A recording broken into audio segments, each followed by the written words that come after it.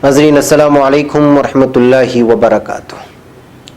सीधी बात के ताज़ा प्राइम टाइम में आप लोगों का इस्तकबाल है। नाज़रीन, मैं अंसार अजीज़ नदवी आज के ताज़ा तरीन प्राइम टाइम में, जो कि इवनिंग प्राइम टाइम है और मॉर्निंग तो शाये हो चुका है, जिसका दीदार आप में से बहुत सारे लोग कर चुके हैं हज़ारों की तादाद में। आज के इस प्राइम टाइम में मैं आप लोगों को कल जो आसाम में एनआरसी की हतमी लिस्ट यानी कि हतमी फहरिस्त जो शाये हो रही है, उसको लेकर के किस तरह का खौफ व दहशत का माहौल इस वक्त आसाम में बना हुआ है, उसकी तफसील रखूँगा। और साथ ही इक़्तिसादी बहरान के चलते हिंदुस्तान में किस तरह के फ़ैसले लिए जा रहे हैं, यहाँ तक कि माशी बहरान से गुजरात में हीरा कारोबारी भी मुतासिर हुए हैं और हज़ारों मुलाजिमतें इस वक्त हीरा के कानों में जो होती थी वो ख़त्म हो चुकी हैं। और इसके अलावा कश्मीर को लेकर के मशहूर तारीख़दान राम पुनियानी का प्रोफेसर है, उनका एक बयान आया है और द इंडिपेंडेंट में कश्मीर को लेकर के एक बहुत ही दर्दनाक कहानी सुनाई गई है। मैं उन तमाम तफसीलात को आप लोगों के सामने रखता हूँ। उससे पहले आप लोगों से दरख्वास्त है कि जिन लोगों ने हमारे चैनल को सब्सक्राइब नहीं किया है वो ज़रूर करें और हमारी इन वीडियोस को और इनकी लिंक्स को दूसरों तक पहुंचाने में हमारी भरपूर मदद करें। नाजरीन, जैसा कि आप जानते हैं, आसाम की बात करते हैं। सबसे पहले आसाम के लिए 31 अगस्त का दिन बहुत अहम है, क्योंकि कल हफ्ते के रोज़ नेशनल रजिस्टर ऑफ सिटीजन्स यानी एनआरसी की फ़ाइनल लिस्ट जारी होने वाली है। इस लिस्ट के जारी होने के बाद आसाम में मुकीम तकरीबन 41 लाख लोगों की किस्मत का फैसला भी हो जाएगा। एनआरसी मामले पर आसाम ही नहीं पूरे मुल्क में कशमकश की हालत बनी हुई है और कई जगह तो हालात कशीदा भी हैं। इस कशीदगी को देखते हुए पूरे आसाम में हाई अलर्ट जारी कर दिया गया है। आसाम की पुलिस इस वक्त काफ़ी मुस्तैद नज़र आ रही है और किसी भी तरह की अफवाह या गलत फहमी को दूर करने के लिए हर मुमकिन कोशिश कर रही है। यहाँ ये काबिल ज़िक्र है कि मरकज़ी हुकूमत ने ये बात साफ कर दी है कि फ़ाइनल लिस्ट में जिनका नाम नहीं होगा उन्हें डिटेंशन सेंटर्स भेजने का मंसूबा नहीं है, यानी लोगों को खौफज़दा होने की कोई ज़रूरत नहीं है। आसाम पुलिस ने भी लोगों से अपील की है कि वो अफवाह फैलाने वाले लोगों के झांसे में ना आए। मीडिया ज़राए के मुताबिक आसाम के कुछ हसास इलाकों में रियासती इंतज़ामिया ने दफ़ा 144 नाफिज कर दिया है और कई चेक पोस्ट भी बनाए गए हैं ताकि किसी भी मुश्किल हालत से निपटा जा सके। दरअसल एनआरसी के खिलाफ कई जगह एहतिजाजी मुजाहरे गुज़िश्ता दिनों में कई बार हुए हैं और रियासत के लोगों में खौफ देखने को मिल रहा है। लोगों के जहन में कई सवाल उठ रहे हैं, मसलन एनआरसी में नाम नहीं हुआ तो उनके साथ क्या होगा, उनके पास क्या मुतबादिल है जिससे वो अब भी ख़ुद को मुल्क का शहरी साबित कर सके, गैर कानूनी तरीके से घुस आए लोगों के साथ क्या होगा, एनआरसी में जिन लोगों के नाम नहीं जुड़ पाएंगे क्या वो गैर मुल्की करार दे दिए जाएंगे। इस तरह के कई सवाल आसाम की फ़िज़ा में गर्दिश कर रहे हैं। नाज़रीन, वाज़ेह है कि एनआरसी एक दस्तावेज़ है जो इस बात की शनाख्त करता है कि कौन मुल्क का हकीकी शहरी है और कौन मुल्क में गैर कानूनी तरीके से रह रहा है। ये शनाख्त पहली मरतबा 1951 में वज़ीर आज़म पंडित नेहरू के दौर में हुई थी। उस वक्त आसाम के वज़ीर आला गोपीनाथ बारदोलोई थे। सुप्रीम कोर्ट ने 2014 में आसाम हुकूमत को एनआरसी अपडेट करने के अमल को पूरा करने का हुक्म दिया, जो कि 2010 में शुरू हुआ था। उसके बाद साल 2015 में आसाम हुकूमत ने सुप्रीम कोर्ट की निगरानी में एनआरसी का काम शुरू किया था। महकैफ़ नाज़रीन, एनआरसी के इस मामले को लेकर के बहुत सारी गलत अफवाहें भी सोशल मीडिया के ज़रिए से फैलाई जा रही है कि इसी तरह का एनआरसी जो है वो मुल्क हिंद में भी नाफिज होगा। दरअसल मुल्क हिंद में एनआरसी दाखिल नहीं होगा, एनआरसी का मरहला बाद में आएगा, उससे पहले एनपीआर आएगा, यानी उसमें भी आपको मामूली शनाख्ती कार्ड आपको देने होंगे। जैसे मिसाल के तौर पर जैसे एक पासपोर्ट बनाने के लिए जो दस्तावेज़ात हमें ज़रूरी होती हैं, जैसे मसलन आपका जो है वोटर आईडी कार्ड हो सकता है, राशन कार्ड हो सकता है, आधार कार्ड हो सकता है, पैन कार्ड हो सकता है, या फिर गैस बुकिंग का सिस्टम हो सकता है, या फिर आपके इलेक्ट्रिक बिल सिस्टम होता है। वो दस्तावेज़ात, जिन दस्तावेज़ात को हुकूमत मानती है कि ये सरकारी दस्तावेज़ात हैं, उन दस्तावेज़ात को महफूज कर लेंगे तो इंशाल्लाह इस तरह की किसी भी तरह की दुश्वारियाँ पेश नहीं आएंगी। लेकिन शर्त ये होगा कि आप अपने नामों को दुरुस्त कर लें, इसलिए कि बाज़ दफ़ा ऐसा होता है कि नामों के प्रोनाउंसिएशन में यानी कि अदायगी में غلطی ہونے کی وجہ سے ٹائپ کرنے والا جے کی جگہ زیڈ لکھ دیتا ہے، کبھی زیڈ کی جگہ جے لکھ دیتا ہے، اس لیے کہ ہندوستان مختلف زبانوں کا حامل یہ ملک ہے. یہاں پہ سینکڑوں طرح کی زبانیں بولی جاتی ہیں اور ہر سماج، مذہب اور طبقے کے اپنے الگ الگ نام ہوتے ہیں. ظاہر سی بات ہے کہ آپ جو اپنے مذہب کا نام بول رہے ہیں وہ مخالف مذہب کے لوگ کو اچھمبا لگے گا. ایسے حالات میں اس کا پروننسیشن اس کو الگ لگتا ہے اور ظاہر کرنے والے کا پروننسیشن الگ ہو جاتا ہے. ایسے حالات میں آپ کو خود دیکھنا اور پرکھنا ہوگا، اپنے کمپیوٹر میں چیک کرنا ہوگا کہ آپ کا پروننسیشن برابر ہوا یا نہیں ہے. اسی طرح پہلے کے زمانے میں یہ بھی عام تھا کہ لوگ اپنے ناموں سے پہلے لقب، القاب کی وجہ سے القاب کو اس کو جو مختصر کرنے کی وجہ سے جو ہے انشل لگا دیتے تھے، یعنی کہ کوئی وی لگا دیا، کوئی بی لگا دیا، کوئی یہ لگا دیا. ایسے حالات میں بھی ان چیزوں کو ہٹا دینا چاہیے، اس لیے کہ اگر وہ القاب ہوں گے تو ٹھیک ہے، یا شہروں کے نام ہوں گے تو ٹھیک ہے، یا کچھ اور ہوگا تو اس کو ثابت کرنے میں عرصہ بیت جاتا ہے. تو ظاہر سی بات ہے کہ ہم صرف جو غلطیاں ہوتی ہیں ووٹر آئی ڈی کارڈ میں یا آدھار کارڈ میں، اس میں اپنی بھی غلطی کو مان کر کے چلنا چاہیے کہ جب یہ نام درج ہو رہے ہوتے ہیں اس وقت ہم کو بھی اپنی نگاہیں کمپیوٹر پر لگی رہنی ہوتی ہے. اس لیے کہ مقامی زبان جس اسٹیٹ میں جو رہتا ہے وہ مقامی زبان تو واضح طور پر جانتا ہی ہوگا. اب جو اس میں وہ نام آ رہے ہیں تو اس کو دیکھنا ہوگا. اور انگریزی تو اب ہر کوئی جانتا ہے، تو انگریزی میں بھی جب نام لکھا جا رہا ہے تو اس وقت بھی اپنے پروننسیشن کو اور الفاظ کی درستگی کرنی ہوگی. ایسے حالات میں ممکن ہے کہ اگر اس طرح کے کچھ آگے پیچھے ہوئے ہوں تو وہ سرکاری دفاتر میں جائے. کوئی بھی کام ناممکن تو ہے نہیں ہے. اگر آپ کے پاس صحیح اور ٹھوس دستاویزات ہیں جو آپ کے نام کو ظاہر کر رہے ہیں تو سرکاری حکام اس کو لیتے ہیں جو بیٹھے ہیں اور اس کو درست کر دیتے ہیں. لہٰذا اس کو ایک بڑے پیمانے پر پھیلا کر کے، افواہیں پھیلا کر کے ڈرانے کی اور خوف و دہشت میں مبتلا کروانے کی ضرورت نہیں ہے. یہ 125 کروڑ آبادی کا یہ ملک ہے اور یہاں پر جو ہے ہر کام اگر سرکاری سطح پر اگر منظم ہوگا تبھی ہوگا، ورنہ تو افراتفری کا ماحول ہوگا. معزز و مکرم سیدھی بات کے ناظرین، سیدھی بات کے اشتہاری ممبرشپ کارڈ سے جڑیے اور اپنے کاروبار سمیت اپنے تعلیمی و دیگر اداروں کو مضبوط کیجیے. سیدھی بات لا رہا ہے مختصر مدت کے لیے بہت ہی انوکھا اور بھرپور فائدہ مند offer.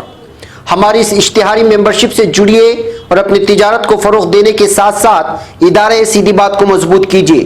Life time اشتہاری membership card کی تفصیلات حاصل کرنے کے لیے اس نمبر پر واٹس اپ کریں، چاہے ملک کے کسی بھی کونے سے یا بیرون ممالک سے ہی کیوں نہ ہو. نمبر ہے 9663027449.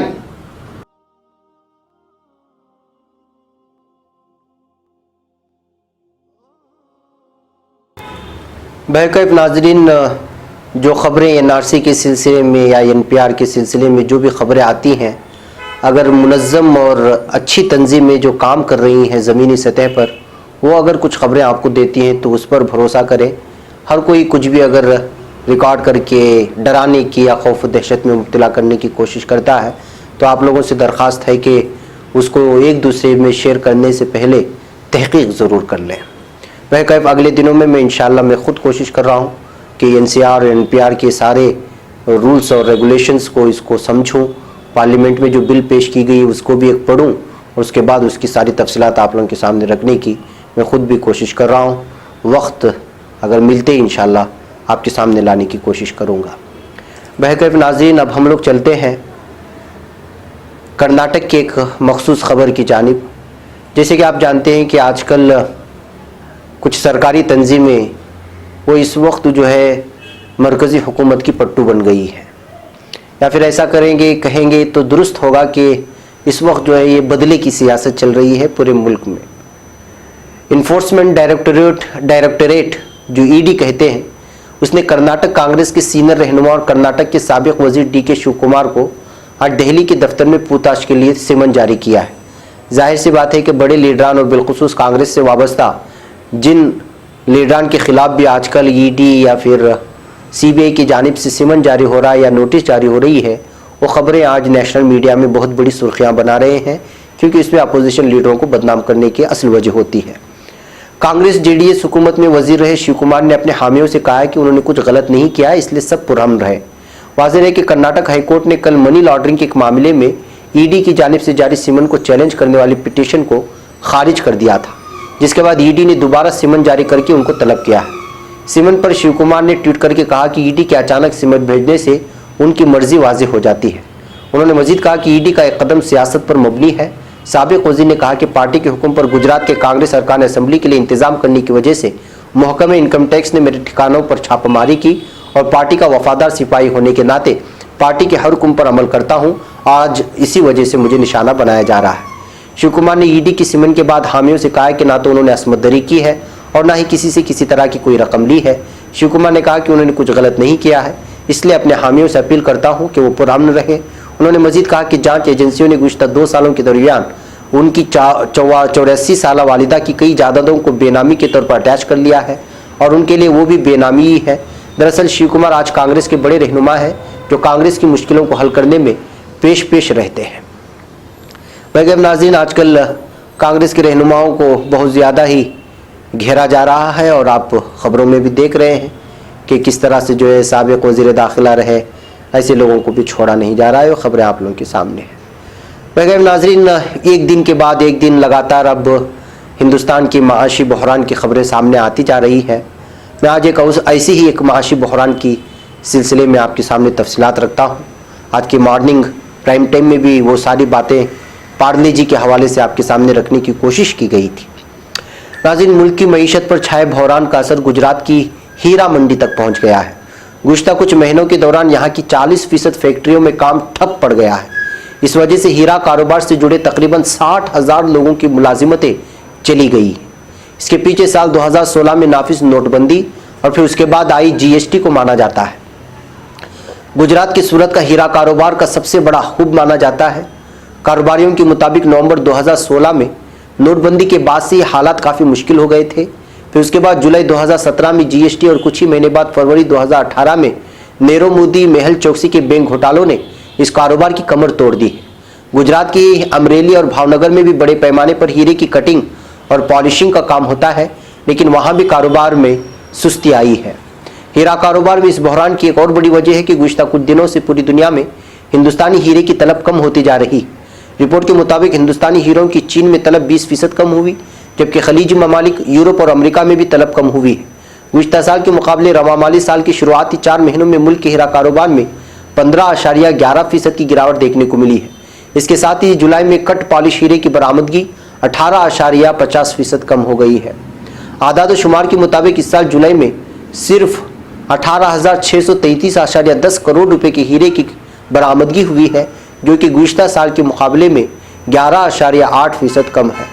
بھائی ناظرین، تبصرہ یہ ہے، بلکہ اس کا خلاصہ یہ ہے کہ اس وقت ملک ہند کی معاشی بحران اور اس کی اقتصادی حالت اس قدر نیچے گرتی ہوئی جا رہی ہے کہ سینکڑوں نہیں بلکہ ہزاروں نہیں لاکھوں کی تعداد میں لوگ مختلف شعبوں سے، مختلف کمپنیوں سے بے روزگار ہوتے جا رہے ہیں، جو اس بات کی غماز کر رہی ہے کہ ہندوستان ترقیات کی جانب نہیں بلکہ جو ہے وہ تنزلی کی طرف آ رہا ہے۔ بہرکیف ناظرین، اب مختصر بات کرتے ہیں کشمیر کی۔ رام پنیانی صاحب کو تو آپ لوگ جانتے ہی ہیں، جو مشہور ہے تاریخ کے حوالے سے حقائق بیان کرنے کو لے کر کے۔ اب ان کا ایک بیان آیا ہوا ہے جو اس وقت سرخیوں میں چھایا ہوا ہے۔ حکومت ہند نے کشمیر کے لوگوں کی رائے جاننے کا جمہوری طریقہ اختیار کیے بغیر انتہائی جلد بازی میں آئین کی دفعہ 370 اور 35A کے بارے میں فیصلہ لیا۔ جموں کشمیر ریاست اب 2 مرکز کے ماتحت ریاستوں میں تقسیم ہو گئی ہے۔ اس کے ساتھ ہی ہوا میں بے شمار ادھوری سچائیاں تیر رہی ہیں۔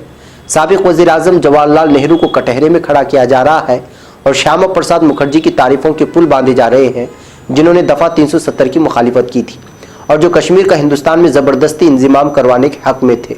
BJP کے لیڈروں نے اس کے ساتھ ہی ایک نیا شگوفہ چھوڑا ہے۔ 20 اگست 2019 کو انڈین ایکسپریس میں شائع خبر کے مطابق BJP کے ارجن رام میگھوال نے کہا کہ ڈاکٹر امبیڈکر دفعہ 370 کے خلاف تھے اور اس کو ہٹا کر BJP نے انہیں خراج عقیدت پیش کیا ہے۔ میگھوال کا دعویٰ ہے کہ امبیڈکر نے ایک میٹنگ میں شیخ عبداللہ سے کہا تھا کہ آپ چاہتے ہیں کہ ہندوستان کشمیر کی حفاظت کرے، وہاں کی شہریوں کا پیٹ بھرے اور کشمیریوں کو پورے ہندوستان میں یکساں اختیار ملے، لیکن آپ ہندوستان کو کشمیر میں کوئی اختیار نہیں دینا چاہتے۔ میگھوال یہ اشارہ بھی کرتے ہیں کہ نہرو کی کشمیر پالیسی کے سبب ہندوستان اور پاکستان میں دشمنی ہوئی، جس کے نتیجے میں دونوں ممالک کے درمیان 3 جنگیں ہوئی۔ میگھوال کے مطابق امبیڈکر کشمیر مسئلے کا مستقل حل چاہتے تھے اور یہ بھی کہ دفعہ 370 کی وجہ سے کشمیر میں دہشت گردی اور علیحدگی پسندگی کو ہوا ملی۔ یہ ماضی کی باتوں کو غلط طریقے سے پیش کرنے کی کوشش ہے۔ اس میں کوئی شبہ نہیں ہے کہ بابا صاحب کے علاوہ مولانا حسرت موہانی نے بھی دفعہ 370 کی مخالفت کی تھی۔ میگھوال کے مطابق موہانی کو پارلیمنٹ میں اس دفعہ کی مخالفت کرنے کے لیے مناسب وقت نہیں دیا گیا۔ بابا صاحب نے اس میٹنگ میں حصہ ہی نہیں لیا جس میں اس دفعہ سے متعلق تجویز کو منظوری دی گئی۔ اس میں کوئی اندیشہ نہیں کہ بابا صاحب نے اس دفعہ کے تئیں اپنی مخالفت سب کے سامنے ظاہر کی تھی، لیکن اس میں بھی کوئی شبہ نہیں ہے کہ بابا صاحب کا جمہوریت میں اٹوٹ اعتماد تھا۔ اگر وہ آج ہوتے تو یقینی طور سے کہتے کہ کشمیر کے لوگوں کی رائے سب سے بالاتر ہونی چاہیے۔ پاکستان کے ساتھ ہوئی 3 جنگوں کے لیے نہرو حکومت کی پالیسیوں کو قصوروار ٹھہرانا قطعی مناسب نہیں ہے۔ پاکستان کے ساتھ پہلی جنگ اس لیے ہوئی کیونکہ اس نے قبائلیوں کی شکل میں اپنے فوجیوں کی کشمیر میں دراندازی کروائی تاکہ ہندو مہاسبھا کے ساورکر کے 2 ملکی اصول کے مطابق وہ کشمیر پر کنٹرول قائم کر سکے۔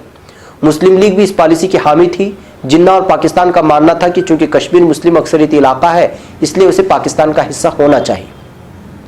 دوسری طرف انڈین نیشنل کانگریس کے لیڈر مہاتما گاندھی اور جواہر لال نہرو کی واضح رائے تھی کہ کشمیر کا انضمام دونوں میں سے کس ملک میں ہو اس کا فیصلہ کشمیر کے لوگوں پر چھوڑ دیا جانا چاہیے۔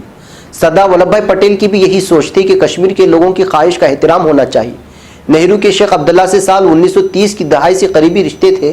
دونوں جمہوریت اکثریت پسندی اور سماجواد میں یقین رکھتے تھے۔ اپنے نظریات عزائم کی وجہ سے عبداللہ نے کشمیر کو ہندوستان کا حصہ بنانے کا فیصلہ لیا۔ جہاں تک سال 1965 کی جنگ کا سوال ہے تو اس کے پیچھے کشمیر مسئلے کا بھی کردار تھا، لیکن اس کے لیے ہندوستان کی کشمیر پالیسی کو قصوروار نہیں ٹھہرایا جا سکتا۔ یہ جنگ دونوں ممالک کے کشمیر سے متعلق ایشو پر الگ الگ سوچ کا نتیجہ تھا۔ جہاں تک سال 1971 کی جنگ کا سوال ہے تو اس کا تعلق شمالی پاکستان کے واقعات سے تھا، جہاں پاکستان کی فوج نے زبردست استحصال برپا کر رکھا تھا۔ فوج کے مظالم سے پریشان تقریباً 1 لاکھ پناہ گزین ہندوستان آ گئے تھے۔ اس جنگ سے بنگلہ دیش کو پاکستان کی چنگل سے آزادی ملی۔ جہاں تک کشمیر میں علیحدگی پسندی اور دہشت گردی کی جڑیں پھیلنے کا سوال ہے، اس کے لیے ہندوستان کی فرقہ پرست طاقتوں کی کارگزاریاں ذمہ دار ہیں۔ میگھوال کی سوچ پر اعتماد رکھنے والے گوڈسے کے ذریعے مہاتما گاندھی کے قتل نے ہندوستان کی سیکولرزم میں شیخ عبداللہ کے اعتماد کو ہلا کر رکھ دیا۔ ان کا ہندوستان سے لگاؤ ختم ہو گیا۔ انہوں نے پاکستان اور چین سے بات چیت شروع کر دی۔ اس کے نتیجے میں انہیں گرفتار کر لیا گیا اور یہیں سے کشمیر میں علیحدگی پسندگی کا جذبہ پیدا ہوا جس نے بعد میں دہشت گردی کی شکل اختیار کر لی، اس طرح ان کا ماننا تھا۔ اسی کا فائدہ پاکستان نے اٹھایا۔ آگے چل کر القاعدہ جیسے عناصر نے کشمیریت کی دفاع کے ایشو کو ہندو مسلم تنازع کی شکل دے دی۔ ہمیں ٹھیک سے سمجھ لینا چاہیے کہ کشمیر میں علیحدگی پسندی اس لیے نہیں پنپی کیونکہ ریاست کو خصوصی درجہ حاصل تھا۔ علیحدگی پسندی پنپنے کے پیچھے 2 اسباب تھے۔ جہاں ہندوستان ریاست کی اکثریت پسند تہذیب و ثقافت کو کمزور کیا، وہیں پاکستان نے آگ میں گھی ڈالا۔ ہندوستان اور پاکستان کے درمیان جنگ بندی اور کشمیر کے ایشو پر اقوام متحدہ کی مختلف قراردادوں اس حلقے میں امن کے قیام کی سمت میں اہم قدم تھا۔ مغربی ممالک کی شہ پر پاکستان نے کشمیر کے اس حصے کو چھوڑنے سے انکار کر دیا جس پر اس نے زبردستی قبضہ جما لیا تھا۔ کشمیر میں اقوام متحدہ کی نگرانی میں ریفرنڈم کی تجویز کو ڈیپ فریزر میں رکھ دیا گیا تھا۔ دراصل میگھوال شاید کشمیر کے ایشو اور اس کی بنیادوں کو سمجھ ہی نہیں سکے۔ وہ ادھر ادھر کی تاریخ کے کچھ واقعات کو اٹھا کر ان کا استعمال اپنے پارٹی کے منمانے فیصلے کو صحیح ٹھہرانے کے لیے کر رہے ہیں۔ اس فیصلے میں شفافیت اور جمہوری دونوں کی کمی ہے۔ بابا صاحب کی سیاست پوری طرح شفاف اور اصولوں پر مبنی تھی۔ وہ جو سوچتے تھے وہی کہتے تھے اور جو کہتے تھے وہی کرتے تھے۔ امبیڈکر آئین کی مسودہ کمیٹی کے سربراہ تھے اور اس کمیٹی نے آئین کا جو مسودہ تیار کیا تھا اس میں دفعہ 370 شامل تھی۔ ہاں، یہ قبول کرنے میں کسی کو کوئی گریز نہیں ہونا چاہیے کہ دفعہ 370 ایک غیر مستقل حل تھا، لیکن اسے ہٹانے سے پہلے ہمیں یقین کرنا تھا کہ پڑوسی ملک سے ہمارے رشتے بہتر ہوں اور ہم کشمیر کے لوگوں کے دلوں کو جیت سکیں۔ پاکستان چاہے جو مسئلہ کھڑا کرے، ہمیں کشمیر کے لوگوں کے ساتھ بات چیت کرنی ہی چاہیے۔ بابا صاحب اور سردار پٹیل بھی یہی کرتے۔ قوموں کی بنیاد محبت اور خیر سگالی پر رکھی جاتی ہے۔ لوگوں پر جبراً کوئی نظام لادنے سے نقصان کا امکان زیادہ ہوتا ہے اور فائدہ کم۔ تو ناظرین، یہ ساری تفصیلات تھیں جو تاریخ کے حوالے سے رام پنیانی صاحب کے حوالے سے ایک اخبار میں شائع کی گئی تھی، اور رام پنیانی صاحب کا ہی یہ مضمون بھی تھا جس کو ترجمہ کر کے پیش کیا گیا تھا۔ تو میں نے بھی مناسب سمجھا کہ تاریخ کے حوالے سے اس بات کو آپ لوگوں کے سامنے پیش کر سکوں۔ بہرکیف ناظرین، اب یہ خبر آ رہی ہے دی انڈیپینڈنٹ میں ایک واقعہ سنایا گیا ہے کشمیر کے حوالے سے، وہ سنا کر کے میں آج کے پرائم ٹائم کا اکتفا کرتا ہوں۔ اسپتالوں میں مریضوں کا علاج نہیں کیا جا رہا ہے، احتجاج کرنے والوں کی پکڑ تگڑ جاری ہے اور مواصلاتی نظام تاحال بند ہے۔ دی انڈیپینڈنٹ اس طرح لکھتے ہوئے آگے بیان کرتا ہے کہ اہل خانہ کے لیے روٹی روزی کا بندوبست کرنے والے گھروں پر بیٹھے ہیں یا پھر پولیس کی حراست میں ہیں۔ انہوں نے سری نگر کی ایک 45 سالہ حسینہ کا ایک واقعہ بیان کیا ہے، اس کی دردناک کہانی سنائی ہے۔ اخبار لکھتا ہے سری نگر کی 45 سالہ حسینہ بھی ایسی صورتحال سے دوچار ہے۔ حسینہ اس رات کو یاد کر کے کام جاتی ہے جب ان کے بیٹے عمران خان کو پولیس آدھی رات گھر سے اٹھا کر لے گئی تھی۔ حسینہ بتاتی ہیں، جب سے میرے بیٹے کو گرفتار کیا ہے میں بہت تکلیف میں ہوں۔ انہوں نے پرسوز آواز میں کہا وہ بے گناہ ہے، किसी ने बदला लेने के लिए पुलिस स्टेशन में उसका नाम दे दिया। इस साल वो किसी मुजाहरे या पथराव में शामिल नहीं था, उसे कौन मेरे पास वापस लाएगा। इमरान को पुलिस ने 6 अगस्त को उनकी रिहाइशगाह से हिरासत में लेने के बाद 18 रोज से करीबी पुलिस स्टेशन में रखा हुआ था। ताहम गुज़िश्ता हफ्ते उन्हें श्रीनगर सेंट्रल जेल मुंतकिल कर दिया गया है। पुलिस ने इमरान के घर वालों से वादा किया था कि उन्हें भारत के यौम आज़ादी के फौरन बाद छोड़ देंगे, लेकिन ऐसा नहीं हुआ। हसीना कहती है, हम पुलिस या इंतजामिया में किसी को नहीं जानते जो इस सारे केस के बारे में हमारी रहनुमाई करे। इमरान के घर वाले पहले ही कर्जे में डूबे हुए हैं क्योंकि वादी में लॉकडाउन है और घर का वाहिद कफील और हसीना का बड़ा बेटा फैरोज़ घर पर बैठा है। वह नाज़रीन, चूँकि लॉकडाउन का मामला चल रहा है तो जाहिर सी बात है कि गरीबों की हालत भी बहुत मुतासिर हुई है, अमीरों के साथ भी, यानी कि टोटल इस वक्त कश्मीर का सूरत हाल नाकाबिल बयान है। नाज़रीन, मुझे यहाँ पर इजाज़त है। आज के प्राइम टाइम में इंशाल्लाह फिर आपसे मुलाकात होगी। अस्सलामु अलैकुम व रहमतुल्लाहि व बरकातहू।